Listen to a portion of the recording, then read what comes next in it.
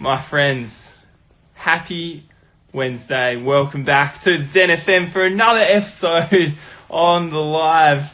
Hope everyone's had an absolutely beautiful day. Today we've got the great man Jackson Groves jumping on the line from the Journey era. The man actually has is having a hip operation at the moment, so going to take the chance to bring him on the live and give us the rundown on his past few years of travel from college footballer to international journey era action. The great man tuning in from South Ars from the Goldie.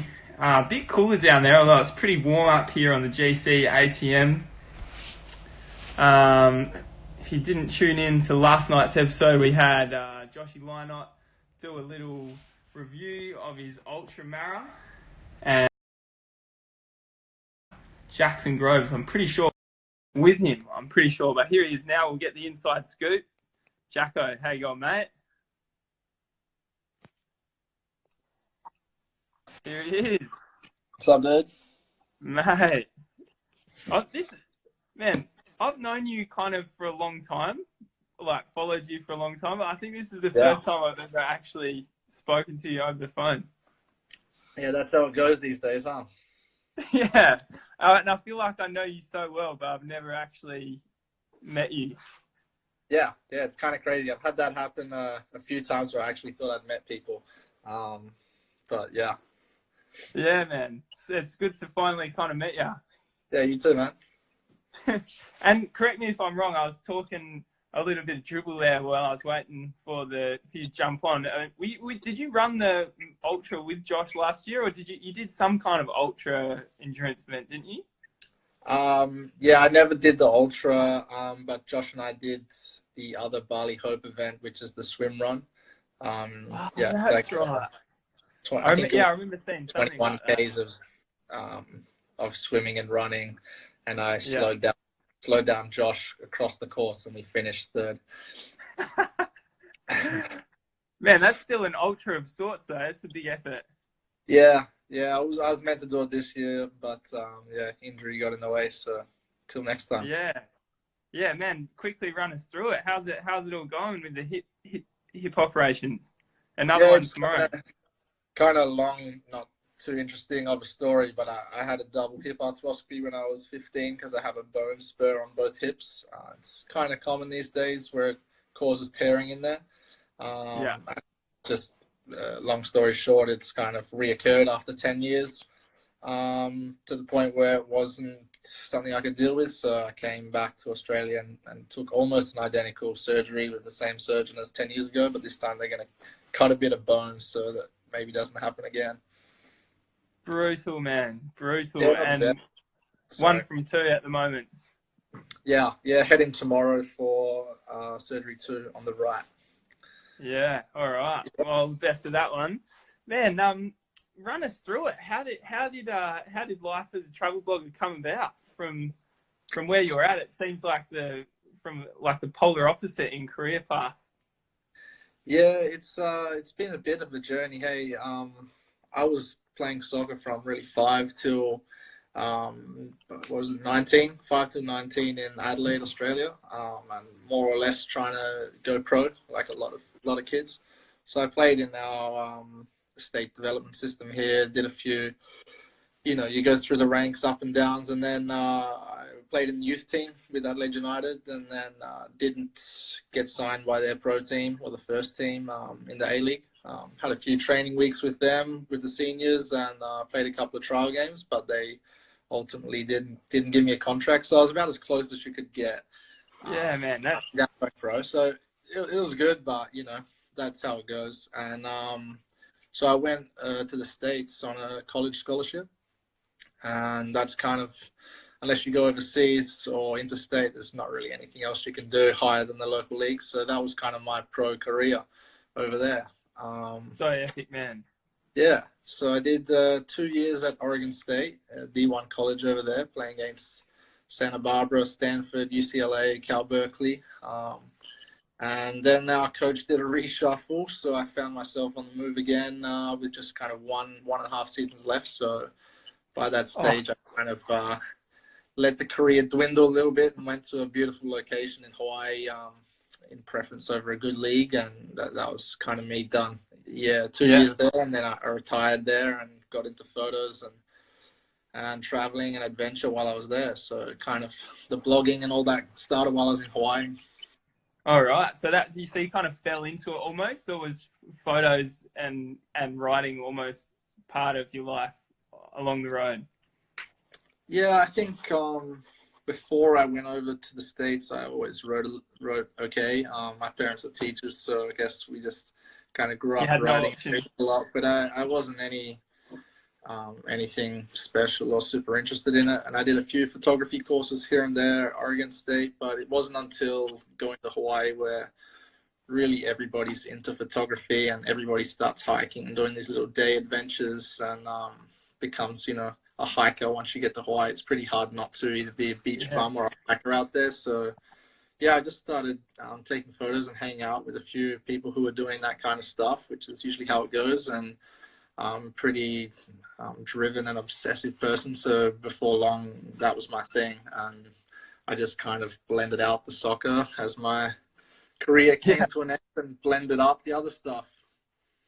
So did you end up finishing the degree, or? Yeah. I have a degree in journalism. So I did a year of commerce at Adelaide Uni, year of health science at University of South Australia, 2 years of digital communication at Oregon State, and 2 years of journalism at Hawaii Pacific. And just stringing it out in Hawaii for as long as you can so you could live over there, eh? Yeah, well, the college, I mean, they give you, depend on what your scholarship was, but for me, they gave me more or less just enough to survive, like cheap food and, sharing a house with 4 or 5 guys. So I wasn't, too upset being over there to do my 6th year of college, but. Yeah. And is that where you start growing out the mane? Yeah, this one started in Hawaii, and this one was probably just a little bit before. So it's been like four years. Since? Yeah, this one hasn't been cut. This one gets trimmed. It's probably due now. I love it, man. It's majestic. Yeah, it looks better above water than below water, the beard. So on brand though, man. You look at you. If someone was to say paint me a picture of a travel blogger, I would paint you. Yeah, it's funny because sometimes I wonder whether I would get some jobs with other brands or whatever if I didn't look like a caveman. Yeah, man. I was half expecting you to come on here and speak a different language or something. Yeah, I guess I saved the drunk Australian accent for Saturday nights. Side note here, we'll diverge a little. Was college exactly like it is in the movies? You were living in America, going to all these big colleges. Surely there was the Hollywood aspect to it as well. Yeah, definitely. At the first school, you could have just kind of pulled it out of the American pie. That school was D1. We had, I think, I always get this wrong. So I think 70,000 people in that town. Yeah. And 50,000 of those were students at the college. So you can imagine the other 20,000 are the people servicing the college, the teachers, all the people that need their families of the teachers and so forth. So really, there was no one there who wasn't 100% attached to the college. So when they had a football game, the whole town would shut down. Everybody was there. You just rode your bikes around. So you didn't need a car, and there was like a Greek row with all the mansions and the frats and all that. That's enough planet, man. Yeah. So the soccer house we lived in was at one stage I think 8 or 9 guys. We had the top floors for bedrooms. The middle floor was the FIFA room, the lounge room, and 2 dedicated beer pong rooms. That's true. And then the bottom floor was the what do you call it, like the basement, but we had a DJ booth in there, and it was probably capacity like 100. No way, man. Yeah, so you're having house parties in the soccer house. Yeah, so you used to get in trouble there if you had too much noise going on. So if the police got called, they would knock on the door and they couldn't come inside unless you Yeah. invited them. But if you stepped outside, they could serve you with a 30-day notice. So that meant that you didn't break the party down within like an hour, you could get in a lot of trouble and they could come in and get all the underage drinkers. So we would wait 31 days and then have the next party. Far out, man. Yeah, good cycle. That's a big big change from university life in Australia, from my experience, anyway. Yeah, it's nothing really. But in contrast, in Hawaii, we had no campus. It was it wasn't University of Hawaii, it was Hawaii Pacific. So there was almost no school culture at all. I think I went to like 1 or 2 house parties there, and I don't even know if there was more than 20 people. It was all just scattered everywhere. So everybody kind of just adventured and hung out more, and it wasn't like Oregon at all. So it was nice to do 2 years of that. In Oregon, and then move on. That to probably kind of, served you well for starting your adventure lifestyle with the early starts and shooting the dawn, sunrise, and things like that. Yeah, definitely. I mean, we were still pretty full on. So, like, even though it was D2, you still train pretty much every day, and you still have classes. So beyond that, it's like kind of tough to fit a lot of stuff in. But yeah, because it's all little day hikes and stuff, if you're really committed to it, you can, put in a couple of hikes and stuff a week. But at the same time, you are trying to be an athlete of sorts, I guess, still in D2. Yeah. So where do you go all in when you finish school? When you finish school, are you then at the point where you kind of need to make the decision on the career, with like whether you become a journalist, or was your mind already made up and the blog underway? It's kind of, yeah, I guess all in, like, never really happened. Like, there was no pivotal moment. So I'm studying journalism, and in my last kind of semester or year, and I do that last summer, I do 2 internships at a magazine. What's it called? The one that's for Hawaiian Airlines. Okay.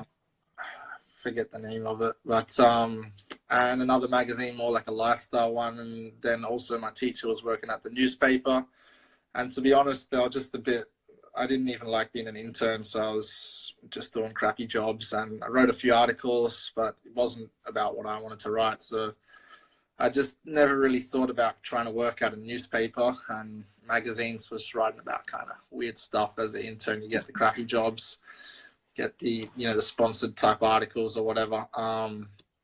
I think the first article I ever had published in the Hawaiian Airlines magazine was about a shave ice store opening up on the North Shore. So it wasn't really that interesting, It's a bit vanilla compared to a Philippines blog. Yeah. So there was that, and that kind of led me to, I was already trying to, go around and do this Instagram thing at that stage. And then I started the blog kind of on a whim. I didn't really know anything about it. I mean, now I think it's a lot more common for everybody to kind of do a blog, but back then I didn't really mix with anybody who did that. Everything I read was from online, so I didn't even know what a URL was. I'm not really technical at all, so I just kind of read bit by bit. And what year are we talking here? Give us some context. Is Instagram kind of a thing already? So 2015, summer of 2015, I start hanging out on Instagram, and the blog I try and make for like 3 or 4 months, meeting with a guy at Starbucks like every Wednesday to try and help me like brush up this blog that I can't get right. Probably that happened for like 3 months. And then, the blog went out in 2016. Wow. That's epic, man. And where did you head to first? Wind up studies in Hawaii? Yeah, so a couple of dollars saved up and a celebration trip somewhere, get you underway. Had about $4,000 really to my name, and I'd been blogging for about 3 months on Oahu.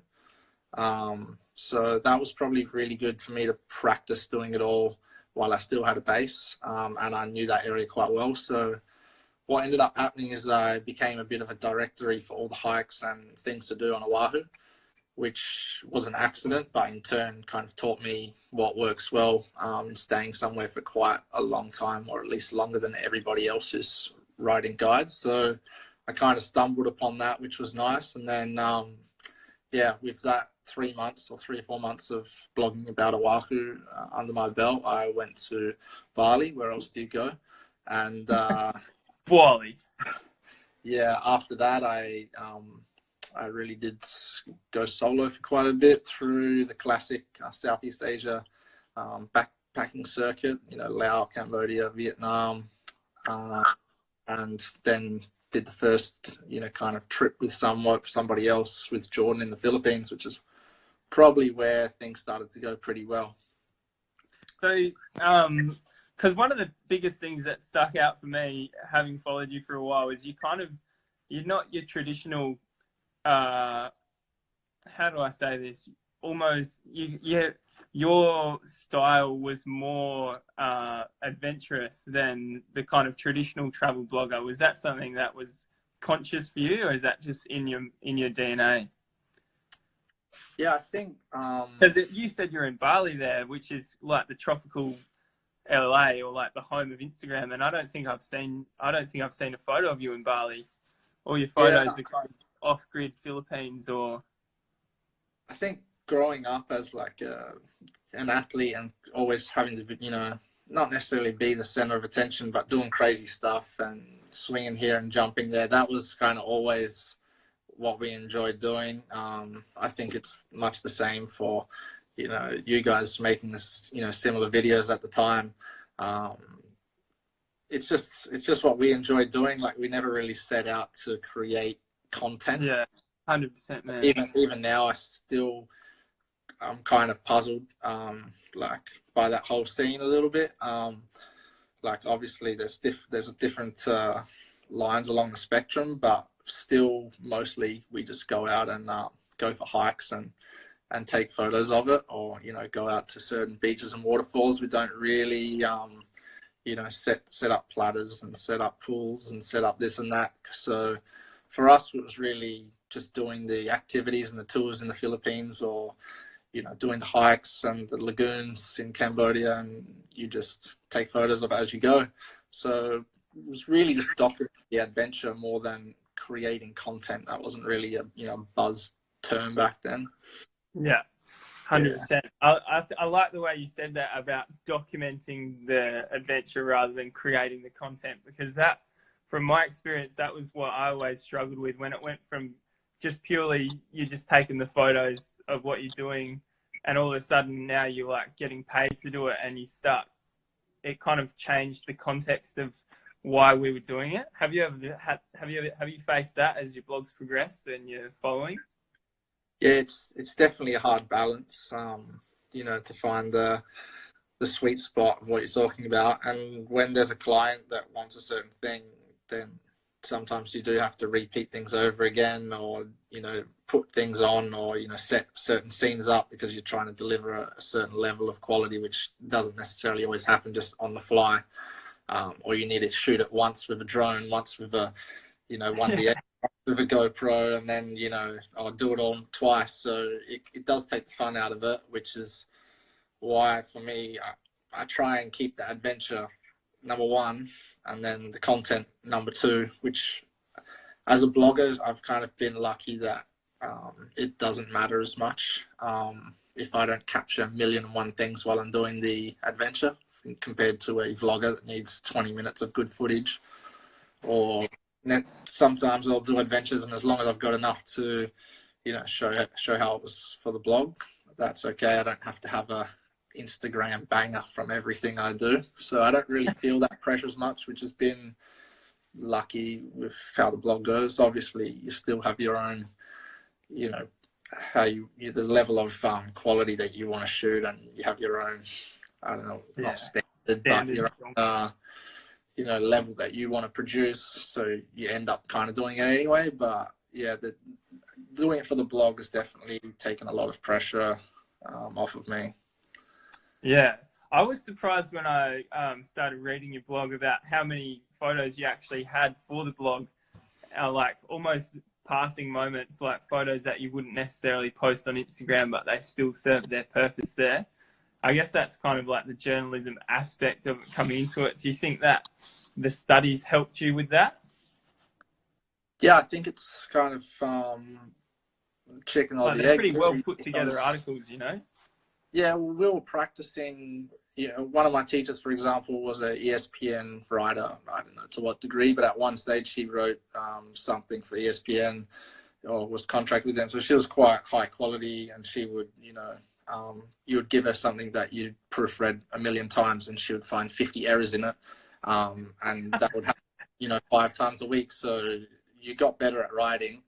What I write on the blog it's okay, but it's not something that is literary masterpieces. They're travel guides, so they're pretty casual and pretty basic, but I do know how to write AP style, or with bigger words than I use just in the travel guides. But at some stage you're reviewing certain places and writing guides for people to quickly have a look and decide if they got to go be there. digestible. Yeah, so I write them. There's also a level of speed that you want to put them out, but yeah, from time to time I do write things, and I'm trying to now each week push myself to actually write something where I sit down and try and write my best. But yeah, with the photos, I think definitely having the blog gives me somewhere to, especially before galleries on Instagram. Yeah. I often used to look at all these great photographers and think, man, they must just have so many photos that just sit there. Because I think I have some, and these guys are amazing, and they get to share one a day. Whereas I could go through a market in Sri Lanka and put up a blog post about it and feel that I was sharing it. Have an outlet for it. Yeah. Yeah, even if with 10 people, like you can put up those 50 and they're there, and I like to have it all organized like that. So for me, I enjoyed at least being able to publish things. Yeah, for sure, man. What about starting out for people that follow you and followed me back in the day, and they think that you need all this gear and all this knowledge to start out? What's your perspective on that? Where do you sit on that debate? Yeah, I think for a blogger, the quality that is required for the photos is about as low as it gets. It's similar for YouTube, really, because you can do a vlog with the GoPro or the phone. Yeah. Or just the little camera. You don't need the 1DX with the microphone over the top. I don't understand that kind of stuff. It's the same with the blog. You could for sure do it with the phone, because blogs are found by Google. Maybe 10% Pinterest, but what people don't understand, still to this day I have to explain it to a lot of people, is that blogs are found on Google, and all you have there is a one-line title, which they're all more or less, the same. 20 things to do in the Philippines or 30 things to do in the Philippines is the blog below. So you're not really differentiating by who has the best blog design, who has the best photos, who has the best handwriting, titles, or this or that. It's not really about that. It's about the content that you write, which in a way is kind of nice, because a lot of the other platforms don't really give that level of respect to the writer. Like you can be as good as you like, but the algorithm still hits you, kind of thing. So it's kind of nice that you don't feel as much under the pump. That things are changing so quickly in Google and the blog. So yeah, I think it's probably the most. Sorry, the long answer, but because I find it more fair in how it's ranked. It's still not perfect because it's an algorithm, but I feel like it's easy for people to enter, and if they know the right strategies, which it's all on Google how to do it. Like you just get into Facebook groups and you get on Google and you find out who's writing well, and you copy what they're doing, and they'll help you because that's just what people do. So the barrier to entry is really just how much hustle and how kind of like smart you are, picking the right people's brains, not the camera or the computer or something. Huge, man. I think that's really good advice, and it feels like almost blogging. I mean, I'm not a blogger, but it feels like it's because of that. It is the most market proof. Like it kind of was around before the other social platforms took off. and it's still going strong now, regardless of the things that are changing on other platforms. Yeah, definitely. And there's kind of I look at blogging where it has two almost systems these days. There's blogging for SEO, which is kind of the grind, and it's not very fun or pretty at times. And then I have another group of bloggers, and there's no right or wrong, but I call them the pretty bloggers, because they don't do anything for SEO. Some of them don't even know what it is, and they've been blogging for years. But their blogs are really pretty. They have nice guides. It's all their experiences and stuff, but it's not really about the traffic necessarily for those blogs. They're more of a visual thing. So and then you'll get involved in the side I'm in, and some of the people I know are just insanely intense about page views and all the technicalities and stuff. It's really geeky on this side of the spectrum, in a good way. Yeah. So there's a whole nother language. So then a lot of people on Instagram, I think, kind of hang out on the pretty blog side of the spectrum, which is fine. They'll post like one itinerary a month, or like a wrap-up review type thing. And then there's other people who are trying to really like win the rankings game, and it just gets intense really quickly. So it's like anything that you dive into triathlon, and all of a sudden it's not just riding a bike, swimming and running. It's intense with all the data, the foods, the equipment. Everything gets intense when you go for it. Yeah. And is that where you sit with it? Like, I noticed Joshy commented earlier there, every night you were just tapping away on your blog. Are you I noticed, especially now that you've got a bit of downtime, you've been pumping out the blogs. Yeah, I think people like Josh, Jordan, there's a certain group of people who probably know like the amount of hours that I've put in. I mean, that's kind of what that's the biggest thing that people underestimate. Yeah.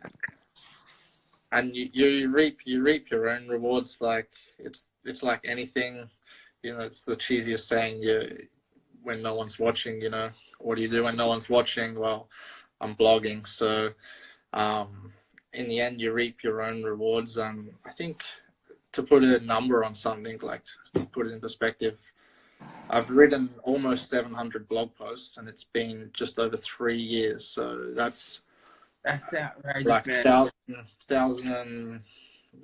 20 days or whatever. I'm not good at maths. Over 1,000 days, 700 blog posts. So you're writing like 5 a week, and some of them are, the minimum is usually around 1,000 words, or 800 to 1,000.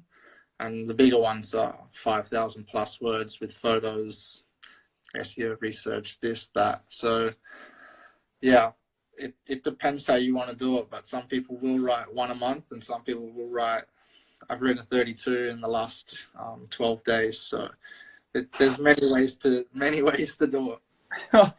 Man, that is incredible output. That's phenomenal. I love it. And I think that's the biggest thing that gets overlooked, is the hours. And it's not just the writing. Well, although that was something that kind of took me aback when I first read one of your blogs, was it was quite long. It wasn't just a quick little review, It was really in depth, which is probably, like you say, you reap your own rewards where you're at, Yeah, you try, and first you want to give the reader what they need. So if you're ranking number one, that's what I ask people. If you're ranking number one, do you deserve it? And is the reader going to be glad that they've clicked on you now that you're number one on the search results? Because that's what you wanted as a blogger, to get the traffic, and then you can do whatever you want once you have that traffic, directing people with affiliates and things to make your income. But are you giving the reader what they need? And first you have to do that. So if they're looking up something really simple, like how to do or they're looking up a hike, are you giving them all the directions there, if that's acceptable to do so for a certain hike, how to do it, what they need, how long it's going to take, the photos so they can decide how it is, when they should get there for sunrise, the gear you took, all and then your personal experience. that takes up a lot of words, and then you're going to kind of cover all the bases for the person who's looking it up. And once you really cover everything, Google rewards long content because it's usually more detailed and does answer all the questions. And so generally, without having to do too much, things behind the scenes and, setting things up and analyzing everything, you will rank quite highly if you do a really detailed approach to every single blog post. So that's Huge, one thing man. that comes back to Google being the fairer platform than an Instagram, for example, that is quite unpredictable. Yeah, love it, man.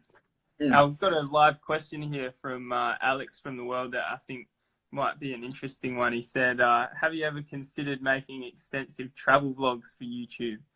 Maybe just YouTube, because we are talking about Google being a fairer platform and whatnot. Yeah, so I think when I look at the platforms, and I don't really live my life for the platforms, but if we look at the platforms, I have Google and the blogging, which is kind of the same thing as I see as like the best one if you're into writing. YouTube is the second because your content lives on. You make a directory of all the videos compared to an Instagram or so on where it just really disappears. But yeah, YouTube, I did do vlogging for a bit. I'm not necessarily like the funniest kind of wiry personality. I would debate that, having got to know you a bit the last kind of couple of weeks. Yeah. But, vlogging, you need to be quite bubbly to keep people engaged. You got to watch 20 minutes of me, maybe, going to get a bit boring. But I did it for a bit. The reason I stopped, I like YouTube, and I like what the vloggers do, and I like the setup that they have. They get their ad revenue. They have their audience they can interact with. They can kind of document everything in the same way, or in their own way. So I kind of like the whole setup of YouTube. But at a certain point, I think I did Everest Base Camp trek. Okay, so I daily vlogged it, or 2 days at a time. So a 12-day trek. It was just me and my guide. They're up on YouTube, so you can go see and make your own review whether you would really want to watch it. 20 minutes. Is he bubbly enough? But I did that, and what I got to in the end is I can't do this blog and Instagram doesn't take any time. You just put the photos up you've already taken for the vlog. But I can't do both. The vlog is just quite intensive. Like you see the vloggers, they're always talking, doing things, filming. You can't have the time to edit the blog. You have to live your life as well. So you could do it if you did a pretty blog, like I was talking about before. People might not really understand the spectrum I'm talking about. But if I was just going to do, one blog a month or a summary of my time in Bali, then this doesn't take up my time. But if I'm writing, 30 pumping blogs, out 7 articles a week, 5. You have to kind of. I decided, okay, I don't want to do, 6 or 7 out of 10 vlogs, 6 out of 10 blogs, and 6 out of 10 Instagram. I just want to do, 10 out of 10 blogs because that's what was working at the time. I enjoyed it more, so I just said, okay, you're not a vlogger. Forget it. Yeah. Hang it up. Hang it up with the boots. Man, what about unofficial biggest sender on the gram? With your cliff jumping, mate. That's something that's kind of, I reckon, probably not so known for, but especially that thing you posted, the video you posted on your Instagram story earlier today, a couple of the cliff jumps, man. Outrageous. Yeah, I don't know. I lived in Hawaii for 2 years, and I never had the balls to jump off like spitting caves, anything like that. I used to just take photos and watch, didn't even consider. And then I think I went on a sailing trip in Indonesia, and we were doing backflips from 1 meter. This was in 2016, so I didn't even know how to do a backflip before that. And we just started doing them there, and then you slowly upgrade to 3, 4, 5, and then 6 months later, I did one from 15 meters at the Blue Lagoon. In Indo. Yeah, after that, you just try and kind of challenge yourself. But I probably won't go any higher than I don't even like doing backflips that high, to be honest. I just jump off feet first and try not to die. A cat always lands on his feet, mate, and you certainly look like a wild jungle cat. Mate, I'm going into surgery tomorrow morning. This ain't no cat. This is a rusty old dog. You're gonna come out a new man. Mate, I really appreciate your time having a chat. I just want to talk quickly about the adventure bag movement, and then we'll wrap things up, because I think that initiative was phenomenal, man. Yeah, so Adventure Bag Crew, for those who don't know, is a movement I started in Panama. Must have been August last year. I was just hiking every day by myself, and I was seeing all the trash on the trail that's very similar in places like Indonesia, Philippines, and a lot of developing countries, and even places like Australia. So I started collecting a bag of trash on the way down. So I'd take my photos on the way up, enjoy the hike, and then, I'd have 3 hours or 4 hours on the way down, just me, the trail, and the trash. So I thought, okay, I'm just going to pick up a bag each time, and that'll be my job. And I shared it on my story, and I called it an adventure bag, because that's what I was doing, an adventure. And it was a bag, so it was wasn't any big idea behind it. And I said, if anybody else does one, just send it in to me or tag me, and I'll repost it. And so I did that for a couple of weeks, and quite a few people started joining, and I was putting it on my story. And then by the end, it was kind of getting a few too many for me to post every day. It was becoming my whole Instagram was about these trash bags. And then we decided, because I was in Panama for quite a while, so I was getting not like known in Panama, but within the adventure community, people were seeing my posts a lot, because it's not super popular like a Bali kind of place. There's not that many people are going there for 3 months hiking these mountains. Yeah, and you were there for a while too, yeah. So we did this event in one of the valleys, and people came from all over Panama. We sold out a hostel. People were sleeping in the car park, and at 4 a.m. in the morning, 70 of us went up a mountain, and we collected all these bags. Then we came down, had breakfast, did another one, another mountain, and that was the first adventure day, we called them. And then we did another one in Panama City. And then I kind of kept doing that in all the locations that I went to around the world. And Josh has helped on quite a few, and even did his own in Chagall. So we've done like 12 or 13 cleanups, where we get people to clean up as much trash as we can find, but we also kind of inspire everybody who comes to take that away and, see who they can inspire. It's all about the domino effect. Not really trying to clean up the whole world. We're trying to, get people's eyes on the problem and see what each individual can do from there. So the other component to it is that I had an old Instagram repost type page that I thought, well, it's time to convert it into the Adventure Bag Crew page. And we started reposting all the photos that people were sending in on there. And once again, trying to get more eyes on the problem, and trying to inspire people to, go after it. And I think it's not Adventure Bag Crew wasn't the first cleanup page or movement or anything, but it's awesome that in the last year, I think a lot of influencers and everybody has been starting to do little movements or little campaigns, or they're starting to post about the trash more. And I think slowly everybody's just starting to deem it unacceptable. Yeah, it really has kind of taken off, and I feel like it. I was talking to Josh yesterday, and he said that it kind of started just from you just being out there, like you mentioned, just picking up the trash. You weren't thinking anything more of it initially. You were just out there, and there was rubbish, so you picked it up. So the idea of just making people aware that there are rubbish and just pick it up, which seems so simple, but it just wasn't really happening before, especially from my experience traveling. So it's a great initiative, and it's good to see that it's really picked up. Yeah, I think it was kind of guilt driven from my end. Like, you've been traveling for 2 years at that stage, and you always think, I'm such a eco person or whatever. But I was like, what have you actually done, mate? Like, nothing really. So I mean, it's embarrassing, but like if you ask yourself what you've done on a lot of topics that you really lean heavily on one side, even now, you know, I'll ask myself on a certain topic and I'll be like, wow, really got to pick up my game there.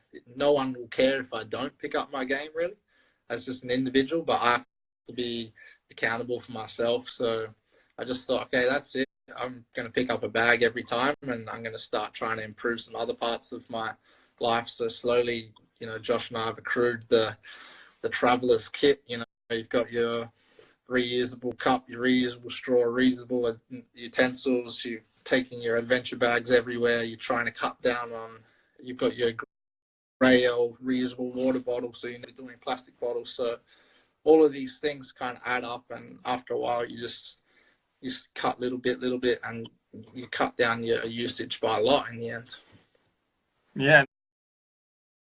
Then well, I feel like you're almost a leader, probably unintentionally, but in that space. So you definitely set the bar high there. Yeah, I mean, it's from my end. It's definitely. I don't know anything about, you know, environmental policy or facts about it, or the, you know, single plastic pollution. I try and read as much as I can, but I'm just the guy who probably wasn't doing enough and started like picking up trash. So it's pretty basic, and then I spent, you know, $50 on getting my act together with all the right tools so that I didn't use single-use plastic. Obviously, still use it. You know, you can't get a Snickers bar wrapped in bamboo.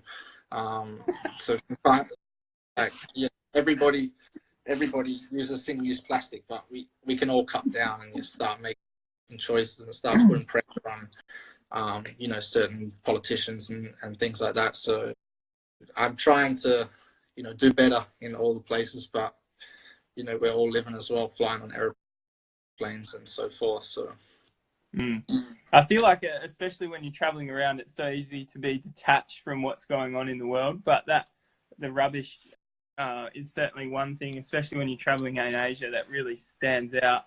At least that's what I noticed. But like you say, it's so easy to kind of, to not kind of look hard at yourself and ask yourself the big questions. So when you do, I feel like it kind of, it's almost separates the good from the great when you kind of you don't rely on anyone else to hold you accountable for what you stand for. And I think you're the living and breathing example of that, mate. But one thing you do need to get your act together on is some mileage with this lead. Right, don't tempt me. You know, last November I was enjoying running 80 a week with Josh, and now since then my body's just said, I think running isn't for you, mate. But we'll see if I can get back about it, but I don't know. Yeah, pull it together, mate. I'll have to watch you and Josh do your thing from the sideline. Yeah, I'll be on the drone. Yeah, get some footage. Yeah. All right, man. I really appreciate your time and your insight with all that there. You're an absolute champ. We'll definitely have to try and tee something up in the future. Yeah, good to catch up, and always enjoy watching you go after it.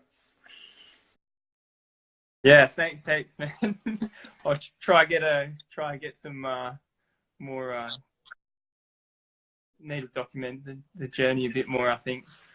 Maybe blogging is... It's a hard balance, isn't it? It's a hard balance. Yeah. You got to live it first. Live a life. Yeah. I'm stuffed after the training. You know what it's like, getting the mileage in, trying to keep up. You either create good content or get a good training session in. It's hard to balance the two. Yeah, they're mutually exclusive, man. So you understand where I'm coming from. That's why you've got to hire someone, you know? Yeah, that's it, man. Hey, you want a job? So a little bit busy. All right, man. Good luck with the surgery tomorrow, and we'll touch base again soon. Yeah, cheers for having me, mate. Of course, man. Take care. Bye. Jacko grows out. absolute legend. Good to get some insight. Really generous with his time. Hopefully, he'll be on the road to recovery now after his second hip surgery tomorrow. And we'll have another chance to maybe do a live collab in each other's company. It's been a long time coming, that's for sure.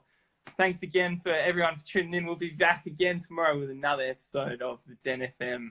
Thanks for tuning in. Have a great day or evening wherever you are.